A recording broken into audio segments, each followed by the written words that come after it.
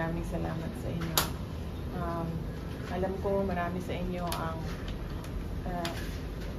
siguro sa inyo nanggaling yung nabudol na term. Pasensya na kayo. Hindi ko talaga alam na ganito ang mangyayari. Of course, diba, sino bang gusto na ganito ang mangyari sa bayan natin na hindi natin alam kung saan tayo pupunta. Ang expectation ko talaga was that, well, we start to become a superpower, no? Hindi lang yung a sick man of Asia. So, ganun yung expectation ko, and kamali ako. Kaya pasensya sa humingi ako ng pasensya. BP question, with this recent incident na in-invite kayo, maayos naman kayong humarap sa Congress, maayos na humarap sa Congress si Attorney Lopez, tapos biglang may ganitong harassment na nangyayari sa kanyang buhay. Will you still allow any personnel from OVP na imbitahan ulit ng Congress at maging ganito ulit ang effect? Alam niyo kasi ma'am, kung ako lang talaga, hindi na talaga. Alam niyo, klaro naman na kung ano yung motibo nila is paninirabang. Kasi kung mag-imbestiga ka ba naman ng confidential funds, bakit yung Office of the Vice President na, bakit DepEd lang? And daming opisina na merong confidential funds. Kung ikaw ba naman si Franz Castro, diba? Bakit babanatan mo yung Office of the Vice President for confidential funds? And dami namin na merong confidential funds. At ito pa, sa bilyon-bilyon na nakawan sa gobyerno, alam niyo yung lahat.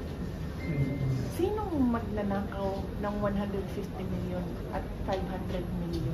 A total of 650 million plus 125. Sino magnanakaw ng mga watog sinsilyo? Diba? Kaya nga ganun yung amount. Kasi it was based on because it was based on planning. Kung ano yung buwan-buwan na trabaho. Diba? I mean, why was not the request 1 billion, 2 billion, 3 billion of confidential funds? Why was it 500 million? Kasi yun yung planning sa trabaho. Why was it 150? Sino magnanakaw ng 150 ngayon? Magkano na nanakaw ng mga congressman ninyo? Naku po, mayan. Bilyon. Daang bilyon. Daang bilyon. Naku po, ma'am. Sa totoo lang, tatrabaho po ako sa gobyerno. Dati, hindi ko na kinaya. Hindi ko na po talaga kinaya yung bad government. Kaya po talaga nag-resign ako. Ganun pa man, no? Personal ko pong binibigay. Yes! Galing pa po kami bataan.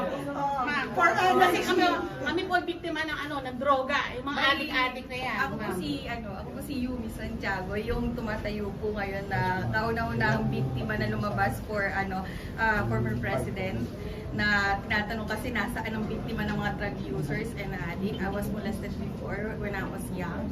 So ako po, tumatayo po ako ngayon para sa inyo. Maraming salamat. Dapat hindi nangyayari yun. Opo. Kasi pinapayagan ng dati. Panahon pa nga, nabanggit ko na nga po sa vlog, panahon pa ho ng tatay ng presidente natin, naging adik na po yung kapatid ko. Natigil po sila nung panahon po ng President Duterte. Ngayon, nung nawala po si President Duterte, siya na po nakabok, nagsibalik na naman po yung mga adik. Kaya nakakatakot na po talaga. Nakakatakot na po talaga. Oo. Sa totoo lang ma'am, kung maalala nyo, di ba galing akong Hinoo? Oo. Kasi meron kaming OVP Thanksgiving event doon. May lumapit sa akin doon ma'am, isang nanay. Sinabi niya sa akin, Inday Sara, meron akong complaint. Tapos sabi niya, ang anak ko, addict. Ang anak ko, may kaso. Sinurrender daw ang anak ko thinking na magbabago siya sa loob ng kulungan. Ngayon, ang anak ko nagbebenta sa loob ng kulungan. Nakakatakot na po. So, sobrang sama ng loob niya kasi she had to give up yung anak niya, ipasok sa kulungan thinking na this will teach the person a lesson, my child a lesson. And then it turns out, sobrang disappointed and frustrated siya kasi nalaman niya nagbebenta sa loob ng droga yung anak niya. Hindi ganitong klaseng bansa ang gusto natin. Walang may gusto ng ganitong klaseng bansa. Pero ma'am, gusto po namin ipaalam sa inyo ng buong pamilya namin. Yun nga po yung sinasabi ko sa social media na isa po ang pamilya ko mula sa uncle, sa tatay ko mismo, nakapagbagong buhay po dahil po sa administrasyon ninyo at ng buong pamilyang Duterte. Hanggat may Duterte, wala pong gustong magdroga. Yun po ang takot nila sa pangalang Duterte. Kaya po yung suporta po sa inyo hanggang sa ibang bansa, hanggang langit po. Sabi nga po, mamatay mabuhay, tutulong at tutulong pa rin po kami sa Duterte. Yes. Yes. Thank you sa suporta ninyo at thank you sa paniniwala ninyo sa trabaho namin. At maraming salamat dahil sa kabila ng sobrang daming black propaganda at paninira, nandyan pa rin kayo. Tinanggal na kayo ng budget. Mahigpit pa rin yung suporta ninyo. Tanggalan ba naman kayo ng budget? Gusto ko naman. Well, yes, nasagot ko naman na yan. Sabi ko na kahit anong budget yan, pagkakasyahin namin yan. Kasi kahit nung mayor ako ng Davao City, kulang naman lagi yung budget eh. Pinagkakasya lang namin lagi. Nagbabayad pa kami ng loans ng city government of Davao. Ito, mas lalong kakayanin namin ipagkasya dahil wala namang binabayaran na utang ang Office of the Vice President. Napakasimple nyo po. Pero yung nakita ko kung congresswoman na nakarelong mga Hermes, mga sino ba yun? At saka yung Atras Abante, at saka si Kim Bulay ba yun? Si Kim Bulay, si Abante, yung MPA, yung sinasabi si Chapusit. Eh ba, ang gaganda ng mga higaw ho nila eh. Hindi na nga bagay ang OOA nyo, oy. Tingnan nyo naman po yung Vice Presidente, napakasimple. Ma'am, hindi kasi mahalaga sa akin ang mga material na bagay. Maaga kasi ako para merong realization sa buhay ko na tangina, lahat ng gusto ko hindi nabibili ng pera. Basta may Kaya, ganda. wala akong sa personal na bagay dahil talaga ganito na lang, gusto ko maging doktor kahit gaano dami ng pera ko, hindi, naging abogado ako. Pinapasalamat ko sa Diyos na naging abogado ako, pero yung gusto ko sa buhay ko, gusto ko doktor. Kahit gaano kadami yung pera, kahit gaano ka mamahalin yung mga relo ko, sapatos ko, damit ko, sasakyan ko, hindi pa rin eh. Hindi yan ang gusto ko eh. Gusto ko maging doktor, hindi siya magbili ng pera. Diba? Pero ma'am, ako po isa lang kasiyahan. Pwede po payakap. Oh, Yakap ko na Yan ang ating BP. Bibi Sara, Yes, sir. bakit po ito ginagawa sa mga Duterte, particular na sa inyong mag-ama? Ano po ba ang inyong nakikitang dahilan? Well, lagi sinasabi sa akin, ito, hindi ito sa akin. Kaya ito, okay lang. Thank you. Galing ito kay dating Speaker and Senate President Manny Villar. Sabi niya sa akin, hindi ka titigilan. Kasi threat ka sa lahat ng gusto ng magpresidente. Hindi lang kay Martin Romualdez, hindi lang kung sino pa mga nag-iisip dyan na gusto maging Pangulo, sa kanilang lahat. So, kung ikaw yung nauuna, lahat sila lahat sila, ikaw yung target nila para mapababa ka. Pagkatapos mo, sila na rin yung mag-aaway hanggang merong isang lalabas na maiwan, matirang matibay. Yun yung sabi niya sa akin. Kaya doon din ako may realization na hindi pala talaga ito titigil. Kasi wala pang eleksyon eh. At sa totoo lang, hindi nga natin alam kung may darating pa na eleksyon dahil dyan sa kagustuhang mag-tsa-tsa. Dahil merong isang ambisyoso na hindi naman siya mananalo sa eleksyon. So ang gagawin niya, papaguhin ko na lang ang konstitusyon. Dahil hindi ako mananalo ng popular vote eh. Malabo. Yan talaga yung plano. Kaya huwag niyo pong pababayaan ang Pilipinas. Kasi sa inyo kami aasa kasi kawawa ang buong Pilipino. Kaya ngayon kung iiwanan niyo pa kami, sino pa ang tatayong totoo? Wala na. Kasi wala na po tayong pagkakatiwalaan. Kasi siya lang ang nakikita natin lumalaban. Na sana naman lahat tayong mga Pilipino, magkaisa na tayo, magwelga na tayo, patansikin na natin yung presidente. Bibi Sara, magandang hapon po. Si Dr. Maniti po, lead convener ng MAISU. Gusto ko lang kung ipaalam sa inyo na masayang-masaya po ako kagabi nung magmura kayo. Kaya maglaban yung bansang bayan ng Pilipino kasi kawawa po talaga kami. Kung mapupunta na naman kami sa leader na bangag. Oo, pero nandun pa rin ako sa hindi magandang example sa mga bata ang magmura. Kaya hindi nyo talaga ako naririnig magmura. Yes, Last night was an exasperation. Ma'am, di naman po masagawa yung mura niyo eh. Masamang magmura kung pangit ang nagmumura. Maganda ang nagmumura, may karapatan. Magmura. May malalim na dahilan. May nalalim na dahilan.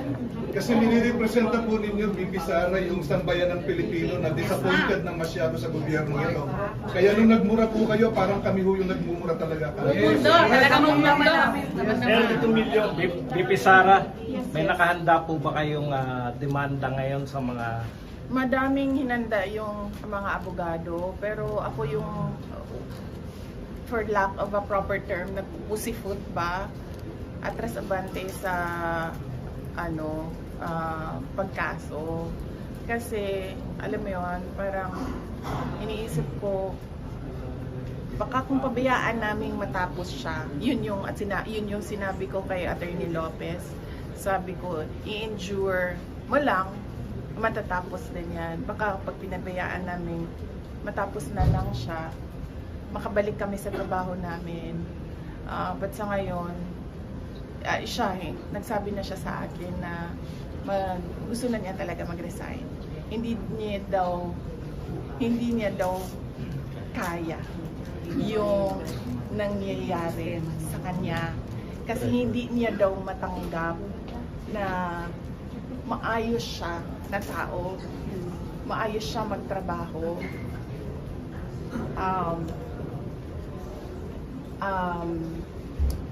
Multi-awarded ang syudad ng Davao dahil sa working relationship namin, very good working relationship namin. Meron kaming magandang division of labor sa trabaho. Politika sa akin, administration sa kanya.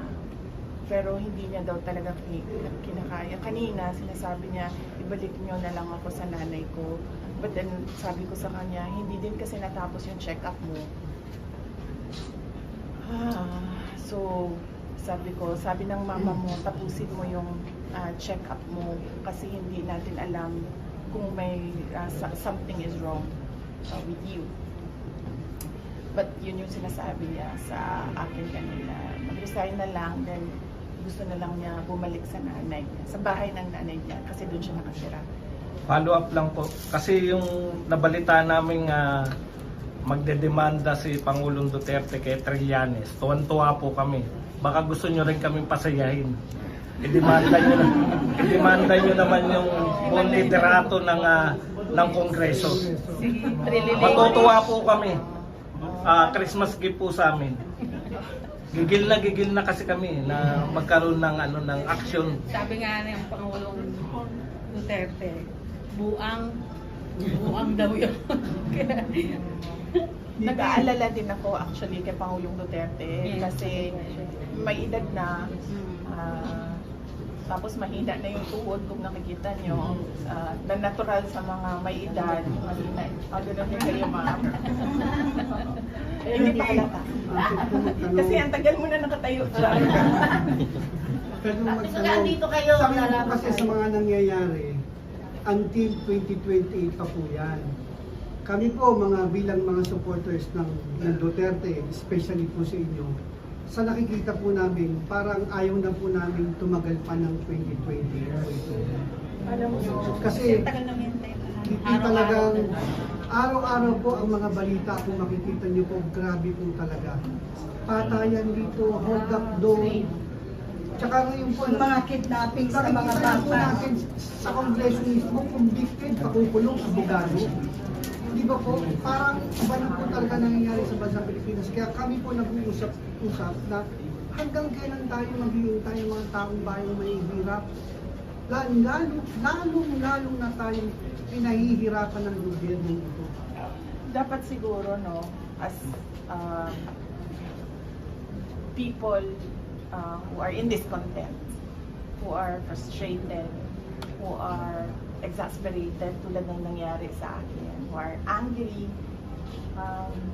dapat siguro i-demand natin sa pamahalaan kung ano ba yung dapat para sa ating bayan. Kasi sa ngayon, hindi naman natin nakikita.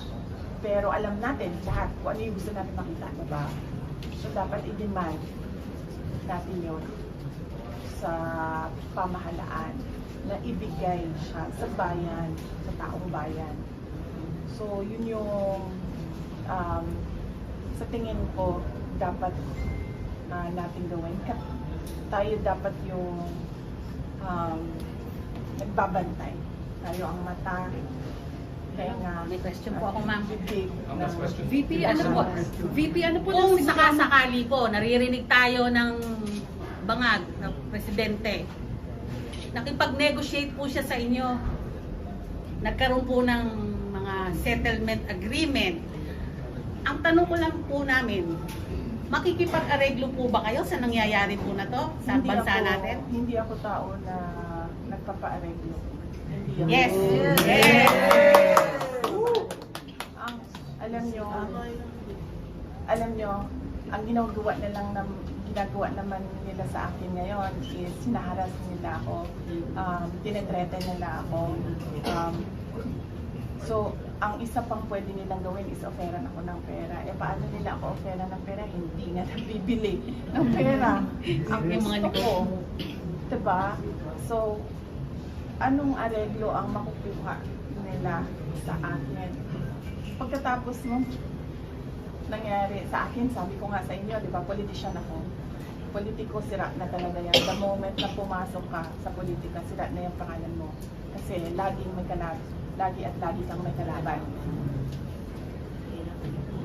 Oo, mahirap talaga, ma'am, maging politiko. Kaya hindi kakayanin lang ng Ma'am, isa. ayaw ko magpolitiko. Tulong-tulong tayo. Pero unfortunately, hindi siya nabibili ng pera na magsasabi ka lang na bibilhin ko na ayaw ko maging politiko. Sa inyo lang namin nakita yung totoong paglikod, Laban mo. Kaya ka, VP, So, strong ka pero kayang-kaya mo yan, VP, dahil kailangan ka po ng mamamayang Pilipino. Ano na po siguro ma'am ang magiging next move na po natin with all of the turn of events na balak nga po nila na idala nga po si Attorney Lopez po sa Women's Correctional Facility. Ano na po siguro ang next na po natin na gagawin ma'am?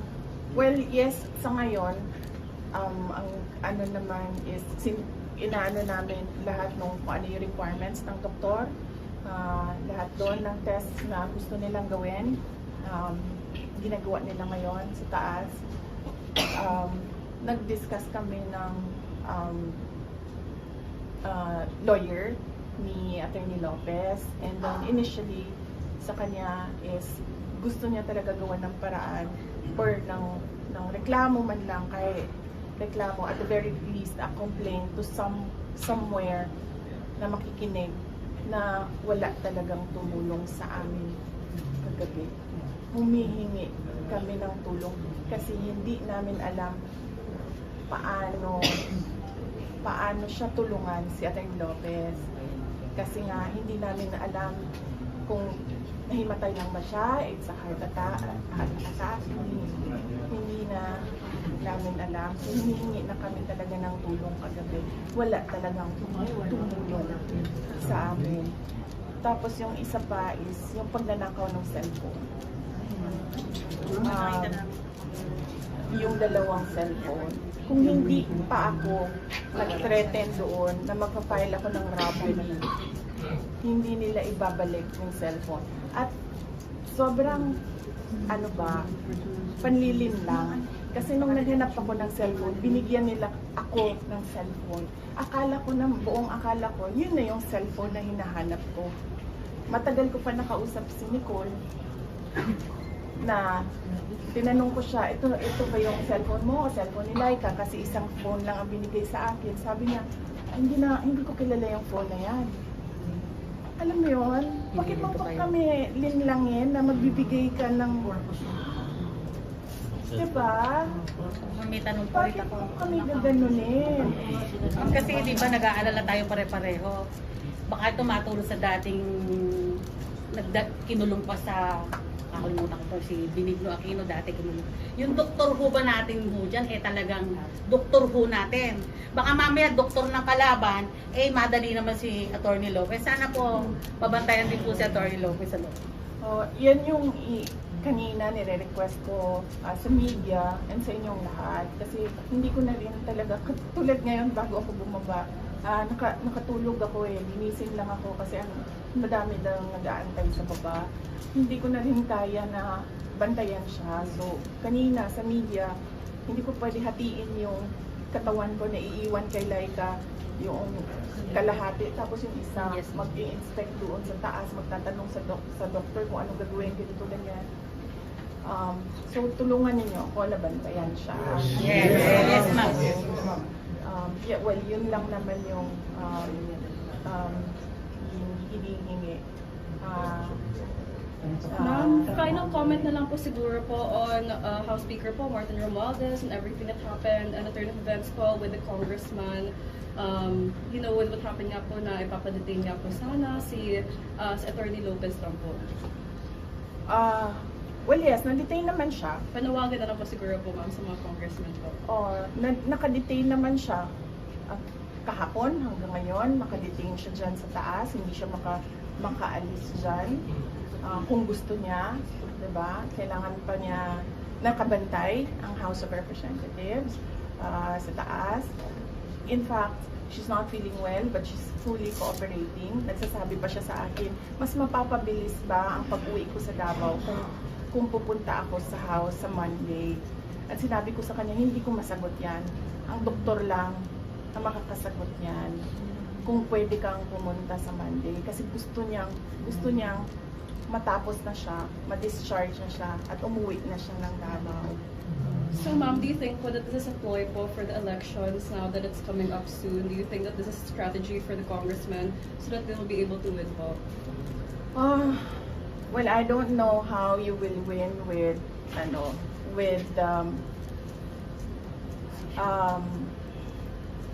persecuting an ordinary government employee. So I don't know what kind of strategy is that. I don't know how you will win with that. But I know that congressmen receive money in exchange for hearings. And not one, not two members of the House of Representatives already admitted off the record. Pasensya na. Nangangailangan lang kami kasi election. Diba? So, yeah. So, I think kailangan natin magpahinga lahat kasi It was a very long day. I'm sure kung hindi kami natulog, hindi din kayo natulog. Kasi nandito kayo ngayon. Yes. From Batasan to Quezon, St. Luke's, here. Mga OFW po nakatutok sa inyo. Oo. Ay nako, alam mo, ang OFW, ang mga sektor na talaga unang-unang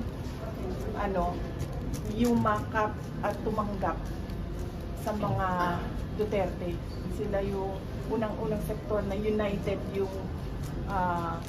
kanilang pagmamahal sa mga Duterte. Kaya napakalaki ng utang na loob namin sa VP, kami po ay nagpapasalamat sa panahon binigay mo sa lahat ng